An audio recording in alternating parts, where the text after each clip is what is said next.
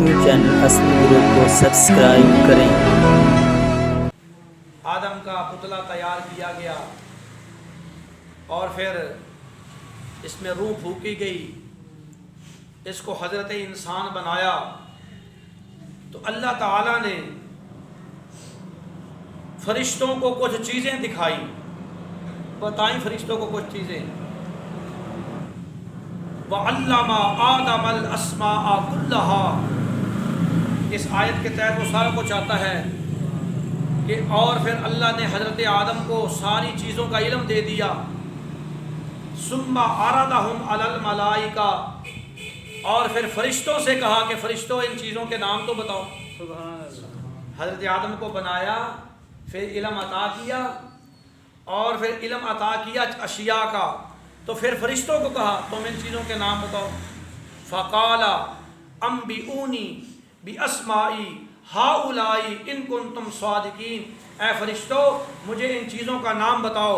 فرشتوں نے عرض کیا قالوا سبحانک لا علم لنا، یا اللہ ہم اس کا نام کیسے بتائیں، ہمیں تو علم ہی نہیں۔ سبحان اللہ، الا ما علمتنا، نام تو وہ بتائے، خبر تو وہ دے جس کو علم ہو۔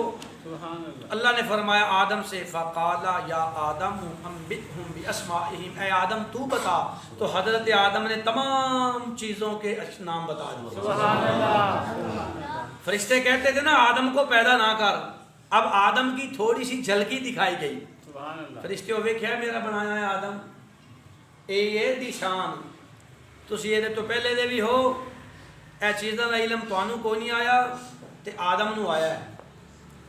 اللہ تعالیٰ نے جب حضرت آدم کی شان دکھائی، خیر یہ بھی ایک الگ بات ہے کہ وہ جو رب نے کہا تھا تم نہیں جانتے میں جانتا ہوں، اس میں اصل ذات تو حضور کی ذات تھی نا۔ سبحان اللہ۔ اس میں اصل ذات حضور کی ذات تھی اور اصل بات حضور کی بات کی تھی۔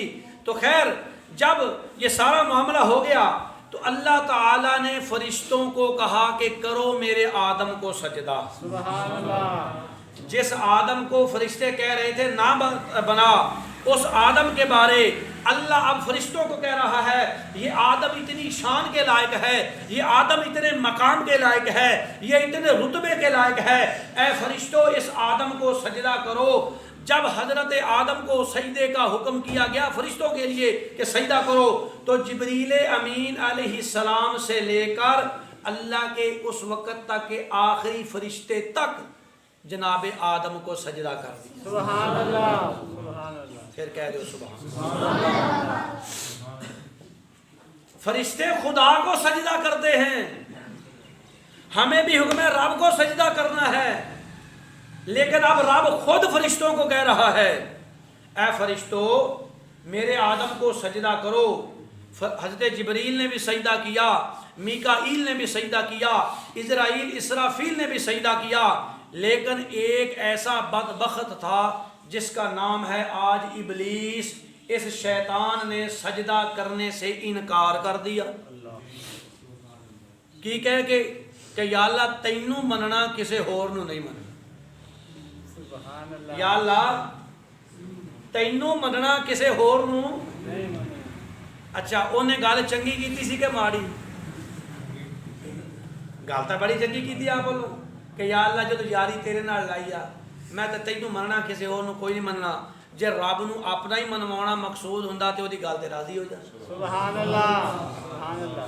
اگر رب تعالیٰ دی بارگاہ وچ اپنی ذات دا منوانا مقصود ہوندا تے رب راضی ہو جاندا کہ واہ فرشتیو تانوں میں سجدے دا آکھیا تسی مینوں چھڈ کے اینوں سجدہ کرن لگ پئے، اے ویکھو میرا بیلی اے میرے تو سوا کسے نے نہیں جاندا، لیکن میرے رب نے فرمایا فخرج منہا فانک رجیم، اے بے ایمان نکل جا میری بارگاہ چوں، جیڑا مینوں مننے میرے محبوباں نوں نہ مننے مینوں اودے منن دی لوڑ ہی کوئی نہیں۔ سبحان اللہ، سبحان اللہ۔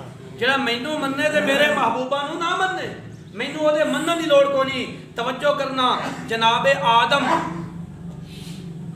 آدم اول الانسان ہیں، پہلے نبی ہیں، اس کائنات میں پہلے بشر ہیں، لیکن ان کا مقام دیکھو، شان دیکھو کہ فرشتوں کو کہا گیا ہے کہ ان کو سجدہ کرو، فرشتوں سے سجدہ کروایا گیا، اور حضرت آدم میرے آقا کے مقتدی ہیں. سبحان اللہ. حضرت آدم ہمارے آقا، ہمارے نبی، ہمارے مولا کے مقتدی ہیں. حضور حضرت آدم کے امام ہیں. حضور کا حضرت آدم سے شان بلند ہے. جس نبی کے مقتدی کی کوئی بے ادبی کرے، اس کو نہ مانے، اللہ کہے نکل جا میری بارگاہ جو دفع ہو جا، رب انہوں منظور نہ کرے تے جے کوئی سونے دا گستاخ ہوئے. اللہ سبحان اللہ. جے کوئی رب دے حبیب دا گستاخ ہوئے کہ اللہ اس گستاخ دی نہ نماز قبول کرتا ہے نہ روزہ. ہمارے YouTube چینل اصلی گروپ کو سبسکرائب کریں.